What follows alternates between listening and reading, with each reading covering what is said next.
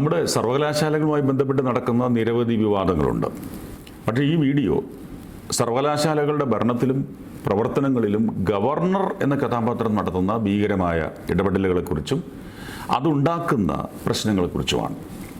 നമുക്കറിയാവുന്നതുപോലെ കേരളത്തിലെ 2 സർവകലാശാലകളിലെ vice chancellor നിയമനവുമായി ബന്ധപ്പെട്ട് ഗവർണറും സർക്കാരും തമ്മിൽ നടന്ന പോരിന് താൽക്കാലികമായ ശമനം ആയിരിക്കുകയാണ്. താൽക്കാലികം എന്നേ പറയാനാവും. ഗവർണറും സർക്കാരും തമ്മിലുള്ള ദ്വന്ദ്വയുദ്ധം കേരളത്തിൽ മാത്രമല്ല നടക്കുന്നത്. പ്രതിപക്ഷം ഭരിക്കുന്ന മിക്കവാറും സംസ്ഥാനങ്ങളിലും ഇത് ദൃശ്യമാണ്. തമിഴ്നാട്ടിൽ സംസ്ഥാന സർവകലാശാലകളിലെ വൈസ് ചാൻസലർമാരെ നിയമിക്കാനുള്ള അധികാരം ആരുടേതാണ് എന്ന വിഷയത്തിൽ കഴിഞ്ഞ കുറേ വർഷങ്ങളായി സർക്കാരും ഗവർണറും തമ്മിൽ ശക്തമായ രാഷ്ട്രീയ നിയമ പോരാട്ടം നടന്നുകൊണ്ടിരിക്കുകയാണ്. Governor RN Ravi vice chancellor നിയമനങ്ങളിൽ അനാവശ്യമായി ഇടപെടുന്നു എന്നാരോപിച്ച് ആ അധികാരം സംസ്ഥാന സർക്കാരിന് കൈമാറാൻ തമിഴ്നാട് നിയമസഭ നിയമ ഭേദഗതികൾ പാസാക്കി. പാർലമെൻ്ററി ജനാധിപത്യത്തിൻ്റെ ആത്മാവനുസരിച്ച് തിരഞ്ഞെടുക്കപ്പെട്ട സർക്കാരിനാണ് സർവകലാശാലകളുടെ അധികാരം കൈയാളാനുള്ള അവകാശം എന്നാണ് സംസ്ഥാനത്തിൻ്റെ വാദം. അതേസമയം ഗവർണറും UGCയും ഈ നിയമങ്ങൾ UGC ചട്ടങ്ങൾക്ക് വിരുദ്ധമാണെന്നും ഗവർണറുടെ ചാൻസലർ അധികാരം ഭരണഘടനാപരമാണെന്നും വാദിച്ചു. ഇതോടെ വിഷയം കോടതികളെത്തി. സുപ്രീം കോടതി ആദ്യഘട്ടത്തിൽ ഗവർണർ ബില്ലുകൾക്ക് അനാവശ്യമായി കാലതാമസം സൃഷ്ടിക്കുന്നതിനെ വിമർശിക്കുകയും സംസ്ഥാനത്തിന് അനുകൂലമായ നിരീക്ഷണങ്ങൾ നടത്തുകയും ചെയ്തു. പക്ഷേ പിന്നീട് മദ്രാസ് ഹൈക്കോടതിയിൽ സമർപ്പിക്കപ്പെട്ട ഒരു പൊതുജന താൽപ്പര്യ ഹർജിയെ തുടർന്ന് സർക്കാർ നടത്തിയ നിയമനങ്ങൾ ഹൈക്കോടതി സ്റ്റേ ചെയ്തു.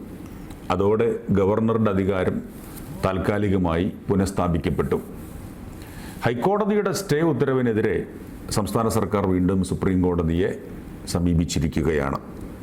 അതുകൊണ്ട് ഇപ്പോൾ വിഷയം നിയമപരമായി അനിശ്ചിതാവസ്ഥയിലാണ്. ഈ അധികാര തർക്കത്തിൻ്റെ ഇരകളാവുന്നത് സംസ്ഥാനത്തെ പാവപ്പെട്ട വിദ്യാർത്ഥികളാണ്. നിരവധി സർവകലാശാലകളിൽ ഇപ്പോൾ സ്ഥിരം വൈസ് ചാൻസലർമാർ ഇല്ല. ഇത് ഭരണപരമായ സ്തംഭനത്തിനും പുതിയ അക്കാദമിക് പ്രോഗ്രാമുകൾ രൂപകൽപ്പന ചെയ്യുന്നതിനും ആരംഭിക്കുന്നതിനും ഒക്കെ തടസ്സമായി നിൽക്കുന്നു. ബംഗാളിലും നിലനിൽക്കുന്നത് ഇതേ സാഹചര്യമാണ്. സർക്കാരും ഗവർണറും തമ്മിലുള്ള വടംവലി. വൈസ് ചാൻസലറെ നിയമിക്കുന്നതിൽ ആർക്കാണ് പരമാധികാരം? അവസാനം സുപ്രീം കോടതി ഇടപെട്ട് താൽക്കാലികമായ ശമനമുണ്ടാക്കി. തെലങ്കാനയിലും സമാനമായ സാഹചര്യങ്ങൾ തന്നെ നിലനിൽക്കുന്നു. വൈസ് ചാൻസലറെ നിയമിക്കാനുള്ള സെർച്ച് കമ്മിറ്റിയുമായി ബന്ധപ്പെട്ടതാണ് വിവാദം. സെർച്ച് കമ്മിറ്റിയിലെ അംഗങ്ങളെ നിശ്ചയിക്കുന്നത് ഗവർണർ അംഗീകരിക്കുന്നില്ല എന്നാണ് സർക്കാരിൻ്റെ ആക്ഷേപം. കർണാടകയിൽ ഇത് അതിരൂക്ഷമായ സ്ഥിതിയിലേക്ക് എത്തിച്ചേർന്നിട്ടില്ലെങ്കിലും BC നിയമനവുമായി ബന്ധപ്പെട്ട തടസ്സവാദങ്ങൾ പലപ്പോഴും ഗവർണർ ഉന്നയിച്ചുകൊണ്ടിരിക്കുന്നു. കേരളത്തിൽ കഴിഞ്ഞ 2-3 വർഷങ്ങളായി സർവകലാശാലകളിലെ BC നിയമനവുമായി ബന്ധപ്പെട്ട അതിരൂക്ഷമായ തർക്കം സർക്കാരും ഗവർണറും തമ്മിൽ നിലനിൽക്കുന്നുണ്ട്.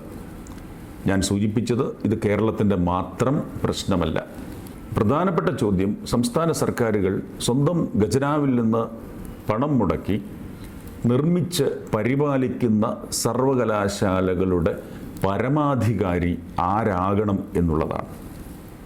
മുൻപ് ഫെഡറൽ തത്വങ്ങളെ മാനിച്ചുകൊണ്ട് സംസ്ഥാന സർക്കാരുകൾ തന്നെ സൃഷ്ടിച്ച ആക്ട് അനുസരിച്ച് ഗവർണറെ അതിൻ്റെ ചാൻസലർ പദവിയിൽ നിയമിച്ചു എന്നുള്ളത് നേരാണ്.